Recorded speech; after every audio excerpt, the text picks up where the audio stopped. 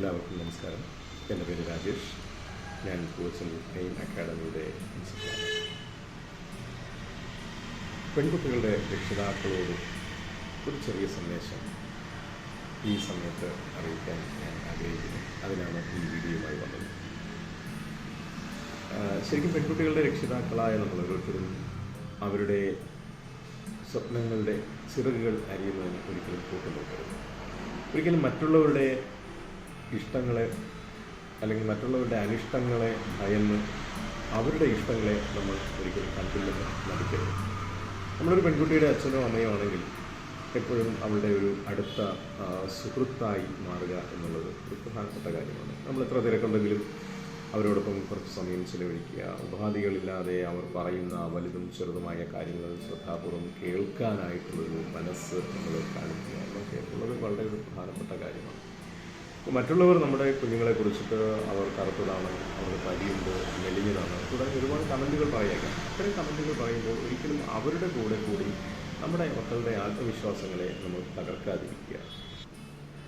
ഈ ചെറുപ്പത്തിൽ തന്നെ അവളെ ഒരു അതർ ആയി കാണാതെ അല്ലെങ്കിൽ ഒരു സെക്കൻഡ് സെക്സ് ആയി കാണാതെ അവളുടെ ആത്മധൈര്യത്തിന് ഒരു കോട്ടവും വരാതെ അവളുടെ വ്യക്തിത്വത്തിന് നമ്മൾ വില നൽകി അവരെ വളർത്തുക എന്നുള്ളത് വളരെ പ്രധാനപ്പെട്ട ഒരു കാര്യമാണ്.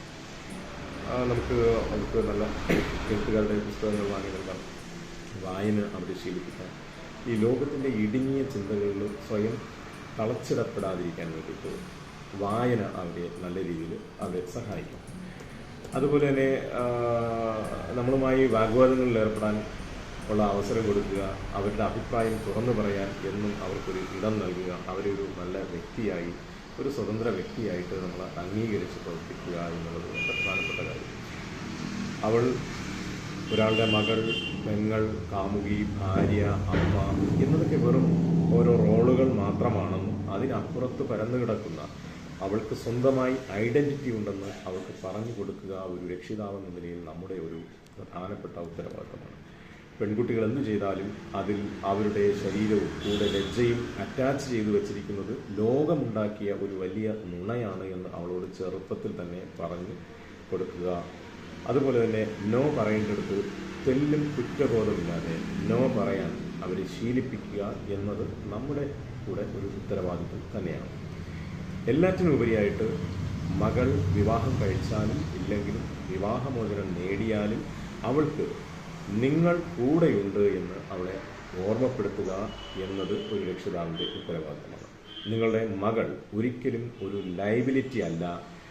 She's A person of her own life choices and values. ഇത് നമ്മളെപ്പോഴും ഓർമ്മിക്കുക. അവരൊരു സ്വതന്ത്ര വ്യക്തിയാണ്.